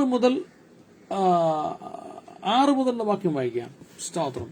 ഞാൻ ശ്രേഷ്ഠവും മാന്യവുമായ ഒരു മൂലക്കൽ, ക്ഷമിക്കണമേ, 2 പത്രോസ് 2-ാം അധ്യായം 6 മുതലുള്ള വാക്യങ്ങൾ. പത്രോസിന്റെ 2-ാം ലേഖനം 2-ാം അധ്യായം 6 മുതലുള്ള വാക്യങ്ങൾ. സൊദോം ഗൊമോറ എന്ന പട്ടണങ്ങളെ ഭസ്മീകരിച്ച് ഉന്മൂലനാശത്തിൽ ന്യായം വിധിച്ച് മേലാൽ ഭക്തികെട്ട് നടക്കുന്നവർക്ക് ദൃഷ്ടാന്തമാക്കി വെക്കുകയും ഒരു വിശദീകരണം നൽകുകയാണ്. സൊദോം ഗൊമോറ എന്ന പട്ടണത്തിന് എന്ത് സംഭവിച്ചു എന്നുള്ളതിനെ കുറിച്ച് ഒരു വിശദീകരണം. അതിനുശേഷം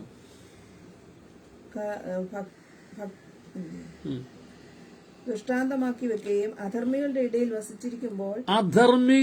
ഇടയിൽ വസിച്ചിരുന്നപ്പോൾ നാൾതോറും അധർമ്മ പ്രവൃത്തി കണ്ടും കേട്ടും തന്റെ നീതിയുള്ള മനസ്സിൽ നൊന്ത അവരുടെ ദുഷ്കാമ പ്രവൃത്തിയാൽ വലഞ്ഞുപോയ നീതിമാനായ ലോത്തിനെ നോക്കുക, നീതിമാനായ ലോത്ത് അധർമ്മികളുടെ ഇടയിലാണ് വസിക്കുന്നത്. നേരത്തെ അദ്ദേഹം അധർമ്മികളുടെ കൂടെ അല്ല വസിച്ചത്. ധർമ്മിഷ്ഠനായ ദൈവം വിളിച്ചതായ അബ്രഹാമിനോടൊപ്പം താമസിച്ചു വന്നപ്പോൾ സാമ്പത്തിക പ്രശ്നത്താൽ സ്പ്ലിറ്റ് ഉണ്ടാക്കി വേറെ പോയി താമസിക്കുക ഇപ്പൊ ലോത്ത്. എന്നാൽ വേറെ പോയി താമസിക്കുന്ന സ്ഥലത്ത് ലോത്തിന് നേരിടേണ്ടി വന്നത് ഇടയന്മാരുടെ ശണ്ടയല്ല, മറിച്ച് അവിടെ കാണുന്നത് നാൾതോറും അധർമ്മ പ്രവൃത്തികൾ ചെയ്യുന്ന ആളുകളുടെ നാൾതോറുമുള്ള അധർമ്മ പ്രവൃത്തി കണ്ടു കേട്ടു. ഞാനൊരു രാജ്യത്തിന്റെ പേര് പറയുന്നില്ല, എങ്കിലും ഗൾഫ് രാജ്യങ്ങളിൽ സെക്സ് ടൂറിസത്തിന് വലിയ പ്രാധാന്യവും അങ്ങനെ നടക്കുന്നതുമായ ഒരു രാജ്യമുണ്ട്. ലോകത്തുനിന്നുള്ള ഒട്ടനവധി സ്ത്രീകൾ ആ രാജ്യത്ത് വന്ന് ചാടുന്നുണ്ട്. ആഫ്രിക്ക, റഷ്യ എന്നാണ് ഏറ്റവും കൂടുതൽ സ്ത്രീകൾ ആ രാജ്യത്ത് വരുന്നത്. ആഫ്രിക്കയിൽ നിന്ന് വന്ന് ചാടുന്നുണ്ട്. റഷ്യൻ സ്ത്രീകളാണ് ഏറ്റവും കൂടുതൽ സുന്ദരിമാർ. അതുകൊണ്ട് സുന്ദരിമാരായ സ്ത്രീകൾ ചാർട്ടേഡ് ഫ്ലൈറ്റിലാണ് രാജ്യത്ത് നിന്ന് ചാടുന്നത്. അവിടുത്തെ ഏറ്റവും വലിയ വ്യവസായം ഹോട്ടൽ വ്യവസായമാണ്. ടൂറിസം എന്ന് പറഞ്ഞാൽ അവിടെ നിന്ന് കാണാനൊന്നുമില്ല, പക്ഷെ സെക്സ് ടൂറിസമാണ് അവിടെ. അവിടുത്തെ ഹോട്ടലിൽ താമസിക്കുന്നവർക്ക് മാനമര്യാദയ്ക്ക് താമസിക്കുന്ന വലിയ ബുദ്ധിമുട്ടാണ്. ഞാൻ ഒരു കമ്പനി ചെന്നപ്പോൾ അവിടുത്തെ ഒരാള് അദ്ദേഹം പറഞ്ഞാണ്, അദ്ദേഹത്തിന്റെ കമ്പനിയിലേക്ക് വിദേശത്ത് നിന്ന് ഒരാളെ കൊണ്ടുവന്നു. ഒരു ഹോട്ടലിൽ മുറിയെടുത്തു. ആ മുറി താമസിക്കുകയാണ് അദ്ദേഹം. രാത്രിയായപ്പോൾ അദ്ദേഹത്തിന്റെ ഹോട്ടലിൽ മുട്ടുകൾ തുറന്നു നോക്കിയപ്പോൾ അവിടുത്തെ മാനേജരും ബാക്കിയുള്ളൊക്കെയാണ്. സാറിന് എന്തെങ്കിലും ഇനി സർവീസ് വല്ലതും വേണോ? പറഞ്ഞു, എല്ലാ സർവീസ് ഫിനിഷ് ആയല്ലോ, I'm going to bed, ഞാൻ കിടക്കയിലേക്ക് പോവുകയാണ്, അവിടെ നോ താങ്ക്സ് എന്ന് പറഞ്ഞ് അദ്ദേഹം കഥകളെ പറഞ്ഞു. നോ, അതല്ല സാർ, നിങ്ങൾക്ക് ഫുഡ് മറ്റു എല്ലാം ഞങ്ങൾ സർവീസ് ചെയ്ത് പ്രൊവൈഡ് ചെയ്ത് നിങ്ങൾ ഭക്ഷിച്ചു, ഇനി നിങ്ങൾക്ക് ബെഡിലൊരാളെ കൂടെ വേണമെന്ന് ചോദിക്കുന്നു. What you mean? പറഞ്ഞു, ഞങ്ങൾ മീൻ ചെയ്തത് തന്നെയാണ്. U are A men, U are A women. അത് ഞെട്ടിപ്പോയി. അത് ദൈവബദലായിരുന്നു. അത് പറഞ്ഞു വേണ്ടാന്ന് പറഞ്ഞു. അദ്ദേഹം കഥ കടച്ച് പോയി കിടന്നെങ്കിലും അദ്ദേഹം അസ്വസ്ഥനായി മാറി. പിന്നെ അരമണിക്കൂറിന് പിന്നീട് വിളിക്കുകയല്ല, ഫോൺ ചെയ്ത് ചോദിക്കുകയാണ്, ഇതേ ആവശ്യങ്ങൾ നിങ്ങൾക്ക് വേണ്ടി നിങ്ങൾ ഞങ്ങളുടെ വലിയ ഒരു പ്രിവിലേജ് കസ്റ്റമറാണെന്ന് ഞാൻ കരുതുന്നു, അതുകൊണ്ട് നിങ്ങൾക്ക് വേണ്ടി വലിയ സർവീസ് നൽകാൻ ഞങ്ങൾ ആഗ്രഹിക്കുകയാണ്, തുറക്കൂ പ്ലീസ്. അദ്ദേഹം പറഞ്ഞു, okay, I will call you back എന്ന് പറഞ്ഞിട്ട് ഫോൺ വെച്ച് അടുത്തത് ഈ മനുഷ്യനെ വിളിച്ചു. പറഞ്ഞു, ബ്രദർ, നിങ്ങൾ താമസിക്കുന്നത് വില്ലായിലാണോ അപ്പാർട്ട്മെന്റിലാണോ? As a desert, no problem. നീ വില്ലയിൽ താമസിച്ചാലും വേണ്ടുകയല്ല, നീ ഒരു അപ്പാർട്ട്മെന്റിലാണോ താമസിക്കുന്നത്, അതല്ല നീ ഡെസേർട്ടിൽ ഒരു കുടില് കെട്ടി മരുഭൂമി കിടക്കുകയാണോ, എന്നാലും വേണ്ടുകയല്ല. I believe you are a believer. ഞാൻ വിശ്വസിക്കുന്നു നീ ഒരു വിശ്വാസിയാണ്, എനിക്കറിയാം. അതുകൊണ്ട് ആസ് ഏർലി പോസിബിൾ നീ എത്രയും വേഗം നീ ഇവിടെ വരണം, നീ എന്നെ കൊണ്ടുപോകണം എന്ന് പറഞ്ഞു. ഇത് കേട്ട ആ മനുഷ്യൻ, മലയാളിയായ മനുഷ്യൻ, ഉടനെ കാറെടുത്ത് ഹോട്ടലിൽ ചെന്നപ്പോഴത്തെ ലോബി ചെന്നു. മുകളിൽ ചെന്നപ്പോൾ അദ്ദേഹം തന്റെ എല്ലാ സാധനം എല്ലാം പാക്ക് ചെയ്ത് നിൽക്കുക. താഴെ വന്നു, ബില്ല് കെട്ടി പോയ വഴിക്ക് വന്നു. എന്ത് സംഭവിച്ചു? ഇത് സംഭവിച്ചു. ആ ദൈവമനുഷ്യനോട് പറഞ്ഞാണ്, ഒരു വലിയ കമ്പനിയുടെ മാനേജർ MD എന്നോട് പറഞ്ഞാണ്, ദേവദാസനെ ഇങ്ങനെ ഈ രാജ്യത്ത് സംഭവിക്കുന്നുണ്ട്. അവിടുത്തെ ടൂറിസം അതാണ് ഞാൻ പറഞ്ഞു വന്നത്. അപ്പൊ അവിടെ പ്രവർത്തനങ്ങളുണ്ട്, സഭകളൊക്കെ ഉണ്ട് കേട്ടോ, നന്നായി പോകുന്നു, ദൈവമക്കൾ നന്നായി ആരാധിക്കുന്നു. അങ്ങനെ അടുത്ത് അവിടുന്ന് ഒരു വിശ്വാസിയായ മനുഷ്യനെ കണ്ടു. അദ്ദേഹത്തെ കണ്ടു. അദ്ദേഹം വളരെ മ്ലാനവതനായിരിക്കും. അദ്ദേഹത്തോട് ചോദിച്ചു, എന്ത് പറ്റി? അദ്ദേഹം പറഞ്ഞു, പാസ്റ്ററെ, ഞങ്ങൾക്ക് മക്കളുണ്ട്, അതിൽ ഞാൻ ഒരു മോനെ ഇവിടെ കൊണ്ടുവന്നു. വലിയ അബദ്ധമായി പോയി പറ്റിയത്. എന്ത് പറ്റി? അവനെ കൊണ്ടുവന്നപ്പോൾ എനിക്ക് പരിചയമുള്ള ഒരാൾ പറഞ്ഞൊരു ഹോട്ടലിൽ അവനോട് ഹോട്ടലിൽ ജോലി കിട്ടി. അവൻ നാട്ടിൽ വെച്ച് ഈ യുവജനങ്ങളുടെ CA, PIP, YP എന്നൊക്കെ പറയുന്ന അതുപോലുള്ളതായ പെന്തക്കോസ്ത് കുട്ടികളുടെയുള്ള അതിൽ ഏറ്റവും ഉന്നതനായിരുന്നു. പാട്ടുപാടും, ഇൻസ്ട്രുമെന്റ്സ് വായിക്കുമായിരുന്നു. അവൻ അതിന്റെ സെക്രട്ടറി ആയിരുന്നു. അതിന്റെ എല്ലാ തലത്തിൽ നിന്നവനാണ്. അങ്ങനെ നിന്നപ്പോൾ ദൈവനെ മാനിച്ചു എന്ന് പറഞ്ഞ സമയത്ത് ഞാൻ ഇവിടെ ഈ രാജ്യത്ത് കൊണ്ടുവന്നു, ജോലി കിട്ടി. ആദ്യത്തെ 1-2 ആഴ്ച എൻ്റെ കുഞ്ഞ് എന്നോടൊപ്പം ആരാധനിക്ക് വന്നു. അവന് ഹോട്ടൽ അക്കോമഡേഷനാണ്, ഞാൻ കമ്പനി അക്കോമഡേഷനാണ്. എൻ്റെ കൂടെ കണ്ട കാലം ഹോട്ടൽ നല്ല മുറി സൗകര്യങ്ങളും കിട്ടി. 3-ാമത്തെ ആഴ്ച മുതൽ എൻ്റെ കുഞ്ഞ് ജോലിക്ക് ആരാധനയ്ക്കല്ല. ഇപ്പം 2 വർഷമായി അവൻ എന്നെ വിളിക്കാറ് പോലില്ലെന്ന് പറഞ്ഞു. എനിക്ക് എന്ത് പറ്റി എനിക്കറിയത്തില്ലെന്ന് പറഞ്ഞു. ഞാൻ അവൻ്റെ പേരും അഡ്രസ്സ് സംഘടിപ്പിച്ച് ആ ഹോട്ടലിൽ ഞാൻ ചെന്നു. ഞാൻ ആ കുഞ്ഞിനെ കണ്ടു. ഞാൻ പറഞ്ഞു, എനിക്ക് നിങ്ങളെ ആരെയും കാണണ്ട, എന്തു പറ്റി? ഞാൻ മോനെ നീ എന്താ ആരാധനയ്ക്ക് വരാത്തത്? അവൻ പറഞ്ഞു, പാസ്റ്ററെ നിങ്ങൾ ഇവിടെ വന്ന് എത്ര നാൾ? ഞാൻ പറഞ്ഞു, ഇപ്പം 3 മാസം ആകുന്നു. ഈ നാട്ടിലെ രീതിയൊക്കെ മനസ്സിലായി. ഈ ഹോട്ടലുകളിൽ നടക്കുന്ന എന്താണെന്നൊക്കെ അറിയാം, മനസ്സിലായിട്ടുള്ളൂ. എല്ലാം ഒന്നും അറിയത്തില്ല. ഇങ്ങനെ ഞാൻ പറഞ്ഞു. അദ്ദേഹം കുറെ ഈ കൊച്ചൻ ആ യൗവനക്കാരൻ കുറെ അങ്ങ് വിശദീകരിച്ചു. ഒടുവിൽ പറഞ്ഞു, ഇതെല്ലാം കണ്ടും കേട്ടും ഒരു പരുവത്തിലായെന്ന് പറഞ്ഞു. ഈ അധർമ്മം കണ്ട് അതിന് ജോലി ശമ്പളം വാങ്ങിച്ചിരിക്കുന്നത് കൊണ്ട് എനിക്ക് ദൈവസന്നിധി പോകാൻ ഒരു പ്രാഗൽഭ്യമില്ല, പാടുവാനും പ്രാർത്ഥിപ്പാനും എനിക്ക് കഴിയത്തില്ല. കാരണം ഞാൻ വഷളത്തരത്തിന്റെ പാപത്തിന്റെ നടുക്കാ താമസിക്കുന്നു. ഞാൻ ചോദിച്ചു, ഞങ്ങൾക്ക് നിനക്ക് വിട്ടുപോയിക്കൂടെ? ഇവിടുത്തെ സൗകര്യങ്ങളും കൊച്ചൻ ദോഷം ചെയ്തിട്ടില്ല, പക്ഷെ സൗകര്യം എന്ന് പറഞ്ഞാൽ നല്ല ഫുഡ്, നല്ല സൗകര്യങ്ങൾ, നല്ല കാശ് കിട്ടിയപ്പോൾ ദൈവത്തെ പ്രാർത്ഥനയ്ക്ക് പോകുന്നില്ലെന്നല്ലേ ഉള്ളൂ. അതുകൊണ്ട് ഞാനിവിടെ നിൽക്കുക. എന്താ അപ്പനെ ഞാൻ അങ്ങനെ വിളിക്കുന്നത്? ഞാൻ ഈ ദോഷമെല്ലാം കാണുന്ന ഒരാളാണ്. പിന്നെ മറയില്ലാതെ ഈ ദോഷമെല്ലാം കണ്ടിട്ട് ഇതെല്ലാം കണ്ടിട്ട് ഞാൻ അപ്പനെ കണ്ടെന്ന് പറയാൻ എനിക്ക് അപ്പന്റെ മുഖത്ത് നോക്കാൻ ജാളിതയാണ്. ഞാൻ വീട്ടിൽ വിളിക്കാറില്ല. പിന്നെ കിട്ടുന്ന കുറച്ച് കാശ് അമ്മയ്ക്കും അപ്പനൊക്കെ അപ്പന് വേണ്ടല്ലോ, വീട്ടിലോട്ട് ഞാൻ അയച്ചു കൊടുക്കാറുണ്ട്. That's all. സഭയൊന്നും എനിക്കിപ്പോൾ ഇല്ലെന്ന് പറഞ്ഞു. അത് ഈ പുസ്തകം വായിച്ചപ്പോൾ ആദ്യമേ എനിക്കിങ്ങനെ ഭീകരത മനസ്സിലായില്ലെങ്കിലും ഞാൻ പോയ ആ ഗൾഫ് രാജ്യത്തെ ഒരു യൗവനക്കാരൻ എന്നോട് പറഞ്ഞത് ഞാൻ അവിടെ കണ്ടതുമായ കാര്യം ഇതായതുകൊണ്ട് സ്തോത്രം. അതെ, പറഞ്ഞിരിക്കുകയാണ് അവിടെ നാൾതോറും നടക്കുന്ന അധർമ്മ പ്രവൃത്തി.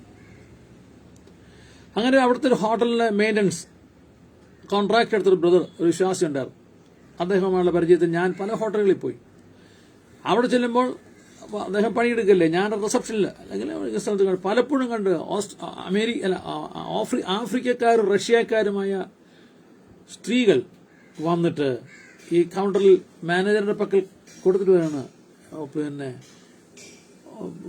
വേക്കൻസി ഉണ്ടോ, എത്ര പേരാ വരുന്നറിയോ? ഇല്ല എന്ന് പറഞ്ഞാണ്, ഇതാണ് എൻ്റെ കാർഡ്, നിങ്ങളുടെ വേക്കൻസി ഉണ്ടെങ്കിൽ എന്നെ വിളിക്കുമെന്ന് സ്ത്രീകൾ ഇത് കൊടുത്തിട്ട് പോകുന്നത് ഞാൻ ദൃക്സാക്ഷിയായിട്ടുണ്ട്. പറയട്ടെ, ഇവിടെ പറയാണ്, പത്രോസ് അപ്പോസ്തലൻ പറയുകയാണ്, അധർമ്മികരുടെ ഇടയിൽ വസിച്ചിരിക്കുമ്പോൾ നാൾതോറും അധർമ്മ പ്രവൃത്തി കണ്ടും കേട്ടും തന്റെ നീതിയുള്ള മനസ്സിൽ നൊന്തു. ലോത്ത് നൊന്തു. എന്തിനാ നോക്കാൻ കാര്യം? എന്താ? അബ്രഹാമിന്റെ കൂടെ ജീവിച്ചിരുന്നെങ്കിൽ അധർമ്മികളുടെ ഇടയിൽ പോയി പാർക്കണ്ടായിരുന്നു. പക്ഷെ ഇവിടെ ചെന്നപ്പോൾ അദ്ദേഹം മഹാനായി വീട് വെച്ചു.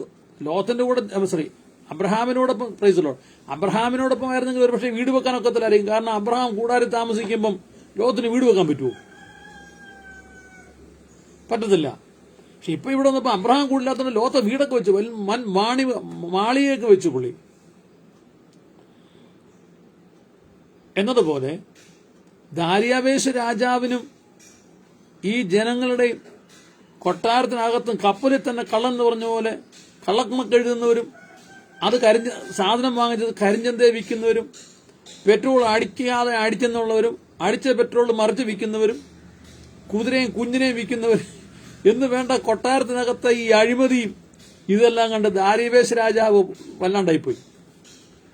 സ്തോത്രം. അത് തന്നെയാണ് ലോകത്തിന് പറ്റത്. നോക്കുക, ഒന്നുകൂടെ വായിക്കട്ടെ. 2 പത്രോസ് 2-ാം അധ്യായത്തിന്റെ 7-ാമത്തെ വാക്യം. അധർമ്മികളുടെ ഇടയിൽ വസിച്ചിരിക്കുമ്പോൾ നാൾതോറും അധർമ്മ പ്രവൃത്തി കണ്ടും കേട്ടും തന്റെ നീതിയുള്ള മനസ്സിൽ നൊന്ത് അവരുടെ ദുഷ്കാമ പ്രവൃത്തിയിൽ വലഞ്ഞുപോയ നീതിമാനായ ലോത്ത് വലഞ്ഞുപോയി.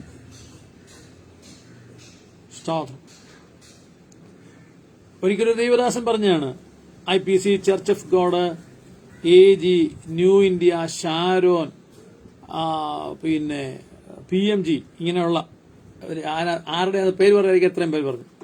ഇങ്ങനെയുള്ളതായ ഒരു പ്രസ്ഥാനത്തിന്റെ മുഖ്യ ധാരയിൽ വന്ന പ്രസിഡന്റെന്നോ സൂപ്രണ്ടെന്നോ ഓവർസിയറെന്നോ പിന്നെ ഇങ്ങനെയൊക്കെ വിളിക്കാവുന്ന ഒരാൾ. IPC-കാരാണെങ്കിൽ പ്രസിഡന്റ് പറയും, AG-കാരാണെങ്കിൽ സൂപ്രണ്ടന്റാണ്, ചർച്ച് ഓഫ് ഗോഡുകാർക്കാണെങ്കിൽ ഓവർസിയറാണ്. അപ്പൊ ഇങ്ങനെ വന്ന ഒരാൾ, മറ്റുള്ളവർക്കൊക്കെ പ്രസിഡന്റൊക്കെയാണ് കൂടുതൽ. അപ്പൊ ഇങ്ങനെ വന്ന അതിലെ ഏറ്റവും പ്രധാനപ്പെട്ട ഒരാളുമായി സംസാരിച്ചപ്പോൾ അദ്ദേഹം ഒരിക്കൽ പറഞ്ഞാണ്, യാതൊരു അസുഖമില്ലാത്ത ഒരാളായിരുന്നു ഞാൻ. എന്നാൽ ഞാൻ ഈ കസേര ഇരുന്ന് അധികമാകുന്ന 6 മാസം ആകുന്നതിന് മുമ്പേ എനിക്കില്ലാത്ത രോഗമൊന്നുമില്ലെന്നോ. ഇപ്പം പ്രഷർ, ഹൈ പ്രഷറാണ്. പിന്നെയോ ഡയബറ്റിക്, അതിന്റെ മൂർധന്യാവസ്ഥയിൽ. എനിക്കിപ്പം നടക്കാൻ പോലും വയ്യ. മര്യാദയ്ക്ക് ജീവിച്ചൊരു മനുഷ്യനാണ് അദ്ദേഹം. ദൈവത്തെ വിളിച്ചു പോയൊരു മനുഷ്യൻ. അദ്ദേഹത്തെ എല്ലാവരോടും പിടിച്ച് ആ സ്ഥാനത്ത് കൊണ്ടിരുത്തി. പക്ഷെ സ്ഥാനത്തിരുത്തും അദ്ദേഹം ചോദിച്ചു, എന്നെ എല്ലാവരും മാനിച്ചല്ലോ, ഞാൻ ഈ സ്ഥാനത്ത് വന്നല്ലോ എന്ന്. പക്ഷെ താഴെയുള്ള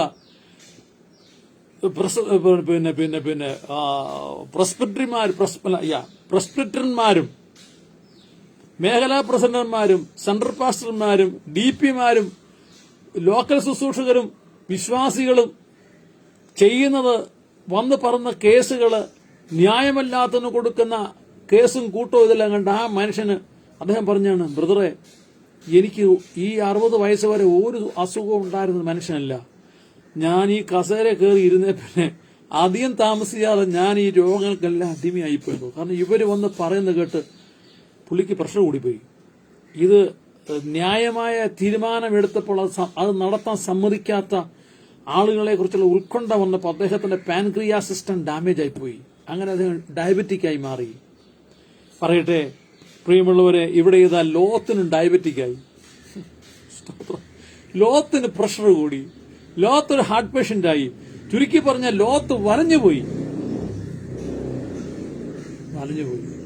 എന്നാൽ നമ്മുടെ ലോത്തിനെ വിടുവിച്ചെന്ന. പക്ഷെ ലോത്തിന്റെ മക്കൾ നഷ്ടപ്പെട്ടു, ലോത്തിന്റെ കൊച്ചുമക്കൾ നഷ്ടപ്പെട്ടു, ലോത്തിന്റെ ഭാര്യ നഷ്ടമായി. Praise the lord. ദാരിയാവേശിനെ ബലപ്പെടുത്തുവാൻ തക്കണം ദാനിയേൽ എഴുന്നേറ്റു. വാക്കിയുടെ വായിച്ച് അവസാനിപ്പിക്കാം. സ്തോത്രം. ഞാൻ ഇന്ന് കഴിഞ്ഞ ആഴ്ചത്തിന്റെ ബാക്കിയായിട്ട് നിൽക്കാനാണ് താല്പര്യപ്പെട്ടത്. അതിനുവേണ്ടി ഒരു പ്രിപ്പറേഷനിലേക്ക് വന്നതാണ്. പക്ഷെ അന്നേരം അവിടെ വന്നത് വായിക്കുന്ന വാക്യവുമായിട്ടൊരു ബന്ധം അതിന് വരുന്നില്ല. കഴിഞ്ഞ ആഴ്ച അത് അങ്ങനെ കയറിപ്പോയെങ്കിലും ഈ ആഴ്ചന്റെ കണ്ടിന്യൂഷനായിട്ട് പോകാൻ നോക്കിയിട്ട് തന്നെ ദൈവാത്മാവ് സമ്മതിച്ചില്ല. കാരണം നമ്മുടെ കുറിവാക്യം ഈ രാജാക്കന്മാരുടെ കാലത്ത് ദൈവം രാജ്യത്തെ സ്ഥാപിക്കുമെന്നാണല്ലോ. അപ്പൊ അങ്ങനെ വരുമ്പോഴത്തേക്ക് പിന്നെ ഈ പറഞ്ഞ ആഡംബരവും അതിന്റെ പിന്നാലെ പോകണ്ടെന്ന് കരുതിയാൽ ഞാൻ തിരിച്ചു ദൈവാത്മാവ് പിന്നെ അവസരം തരുന്നു, ഞാൻ അങ്ങോട്ട് പൊക്കൊള്ളാം. ദാനിയേലിന്റെ പുസ്തകം നമുക്ക് വീണ്ടും വായിക്കാം. 11-ാം അധ്യായത്തിന്റെ വാക്യങ്ങളിൽ ദാരിയാവേശിന്റെ കാലത്ത് അവനെ ഉറപ്പിക്കുവാനും ബലപ്പെടുത്തുവാനും എഴുന്നേറ്റ് നിന്നു. അതേ പ്രിയമുള്ളവരെ, ലോത്തിനെ ആരെങ്കിലും അന്ന് കയറി ഒന്ന് ഉറപ്പിച്ചിരുന്നെങ്കിൽ, ലോത്തിനെ ഒന്ന് ബലപ്പെടുത്തിയിരുന്നെങ്കിൽ, മതിയടാ കുഞ്ഞ്, എന്തിനാ നീ ആടും മാടുണ്ടാക്കാൻ നടക്കുന്നത്? നിനക്ക് നിന്റെ ഭാര്യ നിന്റെ പെൺകുഞ്ഞുങ്ങൾ അവരുത്, ഇട്ടിട്ട് പോ, വീട് വെക്കണ്ട, മടങ്ങിച്ചില്ലത് നിന്റെ ഉപ്പാപ്പനോടൊപ്പം സഹോദരൻ നിന്റെ ആ അബ്രഹാമിനോടൊപ്പം താമസിക്ക്, മനസമാധാനം കിട്ടും, നിന്റെ ഭാര്യയും കുഞ്ഞുങ്ങളുണ്ടാകും, അവിടെ ആരാധനയുണ്ട്. നോക്ക്, അപ്പനെ അനുസരിക്കുന്നൊരു മകനാണ് അബ്രഹാമിന്റെ മകൻ. അവനെ യാഗം കഴിക്കാൻ കൊണ്ടുപോയി, അവൻ തന്നെ യാഗവസ്തുവായി കയറി കിടന്നു കൊടുത്തു. ഇന്ന് ആരിത് ചെയ്യും? മതി കുഞ്ഞ്, എഴുന്നേക്ക്, തിരിച്ചു പോ എന്ന് പറഞ്ഞ് അദ്ദേഹത്തെ ഉറപ്പിക്കുവാൻ ആരുമുണ്ടായിരുന്നില്ല. ഉണ്ടായിരുന്നുവെങ്കിൽ ഒരുപക്ഷെ അദ്ദേഹത്തിന്റെ ഭാര്യയും കുഞ്ഞുങ്ങളും, സ്തോത്രം, ഹല്ലേലൂയ, അദ്ദേഹത്തിന്റെ ഭാര്യയും കുഞ്ഞുങ്ങളും തന്നോടൊപ്പം ഉണ്ടായനെ. ശപിക്കപ്പെട്ട ഒരു കൊച്ചുമക്കളുടെ തലമുറ ലോകത്തുണ്ടാകത്തില്ലായിരുന്നു. അപ്പൊ ഉറപ്പിക്കുവാൻ ബലപ്പെടുത്തുവാൻ എഴുന്നേറ്റു. എന്നിട്ട് ഇപ്പോഴോ ഞാൻ നിന്നോട് സത്യം അറിയിക്കാം. എന്നിട്ട് അടുത്ത് പറഞ്ഞു, ഇപ്പോഴോ ഞാൻ നിന്നോട് സത്യം അറിയിക്കാം. പാർസി ദേശത്ത് ഇനി 3 രാജാക്കന്മാർ എഴുന്നേൽക്കും. നോക്കുക, പിന്നെ സ്തോത്രം, ദാരിയാവേശോട് പറയുകയാണ്, ഇനി എന്ത് ചെയ്യാൻ പോവുക? ഈ പാർസി ഇനിയും 3 രാജാക്കന്മാർ എഴുന്നേൽക്കും. അല്ല, നിന്റെ രാജ്യത്വം കഴിഞ്ഞുകൂടെ ഈ രാജ്യം അല്ലെങ്കിൽ ഈ ദുഷ്ടന്മാരുടെ മണ്ടല്ല ഇടിവെട്ടിച്ച് ഇതിനെ കത്തിച്ച് കളയാൻ പോവില്ല. ഇതിന്മേൽ തീയിറക്കാൻ ഇപ്പോഴൊന്നും പദ്ധതിയില്ല. സോദോമും ഗോമോറയും നശിപ്പിച്ച പോലെ ആകാശത്ത് നിന്ന് ഗന്ധകവും അഗ്നിയും താഴേക്കിറങ്ങി കത്തിക്കാൻ ഇപ്പം പദ്ധതിയൊന്നുമില്ല. എന്നാൽ നിനക്ക് ശേഷം ഇനിയും 3 പേര് വരും. അങ്ങനെയാണ് ഇനിയുണ്ട് കാലം. നിന്റെ കാലം കഴിയുമ്പോൾ ഏറിയ 70, 80, അല്ല 100, 120, 120 വർഷമാണ് വേദപുസ്തകം പറഞ്ഞിരിക്കുന്ന അവസാനത്തെ വർഷം. 120 വർഷം അത്രയാകട്ടെ. അത് കഴിഞ്ഞാൽ തന്നെ പിന്നെയുമുണ്ട് 3 പേര്. അങ്ങനെയാണെങ്കിൽ എത്ര വയസ്സായി? 80 വെച്ച് കൂട്ടിയാൽ തന്നെ 240 വർഷം പിന്നെയുണ്ട്, അല്ലേ? അത് കഴിഞ്ഞാലോ പിന്നെയുണ്ട്. വായിക്കാണ്, ഇനി 3 രാജാക്കന്മാർ എഴുന്നേക്ക്, 4-മത്തവൻ എല്ലാവരിലും അധികം ധനവാനായിരിക്കുമെന്ന്. 3 കഴിഞ്ഞ് അത് കഴിഞ്ഞിട്ടോ സ്തോത്രം, ഇനി 4-മത് വേറൊരുത്തം വരുന്നുണ്ട്. അങ്ങനെയാണ് നീ ഇപ്പോഴേ തലയെ കൈവച്ച് ഇങ്ങനെ സിംഹാസനം എങ്ങനെ രാജാവ് എഴുന്നേക്ക്? അദ്ദേഹത്തിന് ഈ രാജ്യത്തെയും അല്ലെങ്കിൽ സകലത്തെയും കണ്ടപ്പോൾ രാജാവിന് തോന്നി ദൈവം ഇത് നശിപ്പിക്കാൻ പോവുക. കാരണം ഈ ദുഷ്ടന്മാരെ ഇനി എത്ര വഹിച്ചുകൊണ്ട് പോകുന്നത്? ഇവർ ചെയ്യുന്ന ഭാരം, പാപത്തിന്റെ ഭാരം കൊണ്ട് ഭൂമിക്ക് ഒരു തരത്തിൽ താങ്ങാൻ മേല. അങ്ങനെ വരികയാണ്, ഇവരെ ഇനി എത്ര നാൾ സഹിക്കും? ദൈവം ഇത് കത്തിക്കുമെന്ന ചിന്ത ആ മനുഷ്യന് ദാരിയാവേശം ഉണ്ടായി പറയാ, ഇല്ല കുഞ്ഞ്, ഇപ്പോഴല്ല കത്തിക്കുന്നത്, ഇനി 3, അതില്ല, തീർന്നില്ല, 4-മത്തെ വരും. അവനെന്ത് ചെയ്യും? അവനെല്ലാവരും ഇപ്പോഴത്തെ ഒന്നുമല്ല, ഇനി ധനമൊന്ന് കുമിഞ്ഞു കൂടാൻ പോവാ. 4-മത്തവൻ എല്ലാവരും ധനവാനാകും. അവൻ ധനം കൊണ്ട് ശക്തിപ്പെട്ട് വരുമ്പോൾ എല്ലാവരെയും യവന രാജ്യം ഗ്രീസിന് നേരെ അവൻ ആളെ കൂട്ടും. പണം കൂടുമ്പോഴാണ് ഈ പ്രശ്നമല്ല. പണം കൂടുമ്പോഴാണ് ഗുണ്ടായുസം തുടങ്ങുന്നത്. പണം കൂടുമ്പോഴാണ് അവരെ അടുത്ത വീട്ടുകാരനെ ദ്രോഹിക്കണമെന്ന ചിന്ത വരുന്നത്. എന്നാൽ മുളക് ചമ്മന്തിയും കഞ്ഞിയും കുടിച്ച് കിടക്കുന്നതിന് അടുത്ത പറമ്പ് കിട്ടണമെന്ന് യാതൊരു താല്പര്യം ഉണ്ടാകുകയില്ല. കണക്കില്ലാതെ പണം കുന്നുകൂടിയാലോ? എന്നിട്ടോ എല്ലാവരെയും യവന രാജ്യത്തിന് നേരെ അവൻ നിൽക്കും. അപ്പോൾ പിന്നെ വിക്രമനായ ഒരു രാജാവ്, അങ്ങനെ വരുമ്പോൾ വിക്രമൻ, നോക്കുക, വിക്രമനായ രാജാവ്, അതിന് വേറൊരു പറയാ അക്രമൻ എന്നുണ്ട്. വിക്രമനായ, വളരെ വിക്രമനായ ഒരു രാജാവ് എഴുന്നേൽക്കും. അവൻ വലിയ അധികാരത്തോടെ വാണ് ഇഷ്ടം പോലെ പ്രവർത്തിക്കും. അവൻ വലിയ അധികാരത്തോടുകൂടി വാണ് ഇഷ്ടം പോലെ പ്രവർത്തിക്കും. വലിയ അധികാരം, അവന്റെ ഇഷ്ടം പോലെ പ്രവർത്തിക്കും. രാജാക്കന്മാരെ കുറിച്ച് അങ്ങനെ പറഞ്ഞിരിക്കുന്നത് ദൈവം പിന്നെ പറയാം. ഓക്കെ, എന്നിട്ട് അവൻ നിൽക്കുമ്പോൾ തന്നെ, നോക്കുക, അവൻ ജീവനോടിരിക്കുമ്പോൾ തന്നെ അവന്റെ രാജ്യം തകർന്ന് ആകാശത്തിലെ 4 കാറ്റിലേക്ക്, 4 ദിക്കിലേക്കും അവന്റെ രാജ്യം സ്പ്ലിറ്റായി പോകും, തകർന്നു പോകും. അവന്റെ രാജ്യം വിഭാഗിക്കപ്പെടും. അത് 4 കിഴക്ക്, പടിഞ്ഞാറ്, തെക്ക്, വടക്ക്, ആ 4 ദിക്കിലേക്കും അത് ചിതറിപ്പോകും. അത് അവന്റെ സന്തതിക്കല്ല. ആർക്കല്ല? സന്തതി കാണുകയല്ലെന്ന്. അവന്റെ സന്തതിക്കല്ല. അവൻ വാണിരുന്ന അധികാരം പോലെയുമല്ല. അവൻ വാണതുപോലെയല്ല. അവന്റെ രാജ്യത്വം നിർമൂലമായി അവർക്കല്ല, അന്യർക്ക് അധീനമാകും. Praise the lord. നോക്കുക, ഈ വാക്യമാണ് അലക്സാണ്ടർ ചക്രവർത്തിയെ വായിച്ചു കേൾപ്പിച്ചു കൊടുത്തത്. കുഞ്ഞെ, വിക്രമ, അലക്സാണ്ടർ ദ ഗ്രേറ്റ്, മഹാനായ അലക്സാണ്ടറെ, നിന്റെ ഈ ചെറിയ പ്രായത്തിൽ നിന്റെ ജീവൻ പോകും. ചുരുക്കി പറഞ്ഞാൽ നീ പെണ്ണുപോലും കെട്ടുകയില്ല, കല്യാണം കഴിക്കത്തില്ല, നിനക്ക് സന്തതി ഉണ്ടാക്കത്തില്ല. നീ ഈ വാളുകൊണ്ട് നേടിയെടുക്കുന്നതുണ്ടല്ലോ, രാജ്യങ്ങളും പണവും പദവിയുമെല്ലാം, ഇതൊന്നും നിനക്ക് ഉപകരിക്കത്തില്ല, നിന്റെ മക്കൾക്ക് ഉപകരിക്കത്തില്ല. സ്തോത്രം, തകർന്നു പോകും. ഇതെന്നുള്ള എല്ലാ ചക്രവർത്തിമാരും എല്ലാ ഭരണാധികാരികളും ഒന്ന് അറിഞ്ഞിരുന്നെങ്കിൽ നന്നായിരുന്നു. വാരിക്കൂടുന്ന കോടികൾ, ഇൻവെസ്റ്റ് ചെയ്യുന്ന കോടികൾ, ബിനാമി പേരുകളിൽ ഇൻവെസ്റ്റ് ചെയ്യുന്ന കോടികളൊന്നും മക്കൾ അനുഭവിക്കത്തില്ല, കൊച്ചുമക്കൾ അനുഭവിക്കത്തില്ല. തകർന്നു പോവും, ആമ്പിള്ളാർ കൊണ്ടുപോകും, അന്യരുടെ കയ്യിലായി പോകും. നമുക്ക് തന്നെ അറിയാമല്ലോ, അനേക മുഖ്യമന്ത്രിമാരുടെയും മറ്റുള്ളവരുടെയൊക്കെ പണം ബിനാമി പേരിലുള്ളത് അന്യന്മാരുടെ പേരിൽ പോയത് നമുക്കറിയാമല്ലോ. ഞാൻ ഓർക്കുന്നു, എന്റെ പിതാവ് പോലീസിലായിരുന്നു.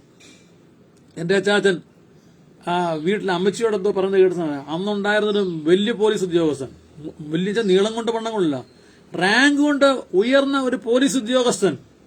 അദ്ദേഹം അനധികൃതമായി സമ്പാദിച്ച സമ്പാദ്യമെല്ലാം അദ്ദേഹത്തിന്റെ ഒരു ബന്ധുവിന്റെ പേരിലാണ് എഴുതിയിട്ടിരുന്നത്. റെയ്ഡെല്ലാം വന്നപ്പോഴത്തേക്ക് ഇദ്ദേഹം പിടിക്കപ്പെടാതെ രക്ഷപ്പെട്ടു. കാരണം ഇദ്ദേഹത്തിന്റെ പേരിൽ പെൻഷൻ കിട്ടുന്ന പൈസ അല്ലാതെ ഒന്നുമില്ല. പിടിക്കാൻ വന്ന വിജിലൻസും ഇന്റലിജൻസും എല്ലാം നാണം കെട്ടുപോയി. കാരണം ഇദ്ദേഹം കൈക്കൂലി ആളാണെന്നും അനവധിയായ സമ്പത്ത് പ്രാപിച്ചു എന്നുള്ളതും പരസ്യമായ രഹസ്യമാണ്. അത് നിമിത്തം ആഞ്ഞു പിടിച്ചിട്ടും ഇദ്ദേഹത്തെ കുറിച്ച് തുമ്പും കിട്ടിയില്ല. അദ്ദേഹം സുസ്മരവനായി ജയം കഴിഞ്ഞു. റെയ്ഡെല്ലാം കഴിഞ്ഞ ശേഷം 1-2 ആഴ്ച കഴിഞ്ഞപ്പോൾ ബന്ധുവിനെ ചെന്ന് കണ്ടിട്ട് പറഞ്ഞു, നമുക്കത് കുറേശ്ശെ വിൽക്കണമെന്ന് പറഞ്ഞു. അദ്ദേഹം പറഞ്ഞു, ഏത് വിൽക്കുന്ന കാര്യം ഈ പറഞ്ഞത്? അത് ഞാൻ എന്ന് തന്നു, ആരുടെ പേര് തന്നു? ചുരുക്കി പറഞ്ഞാൽ ആ പോലീസ് ഉദ്യോഗസ്ഥൻ നാട്ടുകാർക്ക് ഇടികൊടുത്തും അന്ന് കള്ളുഷാപ്പുകാരോടും അല്ലാത്തവരോടൊന്നും പിടിച്ചു പറിച്ചുണ്ടാക്കിയത് മുഴുവൻ ബന്ധു അദ്ദേഹത്തിന്റെ പേരിൽ വന്നത് അദ്ദേഹം തിട്ടം പോലെ ചെയ്തു. ഈ മനുഷ്യന് ഒരു നയാ പൈസ കാലണ കിട്ടിയില്ല. നോക്കുക, അലക്സാണ്ടർ ചക്രവർത്തി മഹാനായി വിക്രമനായി അക്രമനായി ഉണ്ടാക്കിയ വെട്ടിപ്പിടിച്ച ഭൂമി അദ്ദേഹത്തിന് കിട്ടിയോ? അദ്ദേഹം നേടിയ പണം അദ്ദേഹത്തിന് ഉപയോഗിക്കാൻ പറ്റിയോ? അവിടെ എഴുതിയിരിക്കുന്ന ഇങ്ങനെയാണ്, ചരിത്രം ഇങ്ങനെ പറയുന്നത്. അദ്ദേഹത്തിന് 33-ാമത്തെ വയസ്സിൽ അദ്ദേഹം മരിക്കുമ്പോൾ അദ്ദേഹത്തെ ശവപ്പെട്ടിമേൽ 2 ശവപ്പെട്ടിക്ക് ഹോളിട്ട് ദ്വാരമിട്ട് അതിനകത്തോടെ തന്റെ കരങ്ങൾ പുറത്തേക്കിട്ട് ഇതെല്ലാം ഞാൻ നേടിയെങ്കിലും ഒന്നും കൊണ്ടുപോകാതെ പോകുന്നേ എന്നുള്ളതായ ഒരു വലിയ സന്ദേശം ലോകത്ത് നൽകിയാണ് അദ്ദേഹത്തിന്റെ ശവസംസ്കാരം നടന്നു എന്നാണ് കേട്ടത്. വാസ്തവമാണെന്ന് എനിക്കറിയില്ല, ചരിത്രത്തിൽ പറയുന്നു. അങ്ങനെയെങ്കിൽ നോക്കുക, ഇന്ന് ഈ കാണുന്നതെല്ലാം വൃഥാവാണ്. എന്നാൽ ഒരു രാജാവ് നീതിയോട് വാഴും. ആ രാജാവിന്റെ കാലത്ത് നീതി സമാധാനം. അതാണ് ഈ രാജാക്കന്മാരുടെ കാലത്ത്. ഇന്നും ഒരാൾ രാജാവാകാൻ വേണ്ടി അല്ലെങ്കിൽ റാണിയാകാൻ വേണ്ടി ഇലക്ഷന് വേണ്ടി ആളുകൾ നിൽക്കുകയാണ്. ഈ രാജാക്കന്മാരുടെ കാലത്ത് സ്വർഗസ്ഥനായ ദൈവം ഒരു നാൾ നശിച്ചു പോകാത്തൊരു രാജ്യത്വം സ്ഥാപിക്കും. നമുക്ക് ആ രാജ്യത്തിന് കാത്തിരിക്കാൻ ദൈവമായ കർത്താവ് നമ്മെ സഹായിക്കട്ടെ. എലോഹീം ഗ്ലോബൽ മിനിസ്ട്രിയെ കർത്താവ് അനുഗ്രഹിക്കട്ടെ. ഹല്ലേലൂയ. നേതൃത്വ കർത്താവ് ദാസൻ പാസ് അലക്സാണ്ടർ കോശി അദ്ദേഹത്തോട് എല്ലാ പ്രിയപ്പെട്ടവരെയും വന്ദനം ചെയ്യുന്നു. പ്രാർത്ഥിക്കാം. ദൈവമേ, സ്വർഗപിതാവേ, വചന സത്യങ്ങൾക്കായി സ്തോത്രം. നിലനിൽക്കുന്ന വചനത്തിലൂടെ കർത്താവ് ഞങ്ങളെ നടത്തുന്നതായി വാഴ്ത്തും. അവിടുത്തെ കൃപയും സാന്നിധ്യം കൂടി എല്ലാറ്റിനായി സ്തോത്രം ചെയ്യുന്നു. കേൾവിക്കാരെ അനുഗ്രഹിക്കണമേ. ഞങ്ങളെ ഒരുമിച്ച് നാമത്തെ മഹത്വപ്പെടുന്ന പിന്നെ ഉപയോഗിക്കണമേ. യേശു മൂലം അപേക്ഷിക്കുന്നത് കേൾക്കണമേ പിതാവേ. ആമേൻ.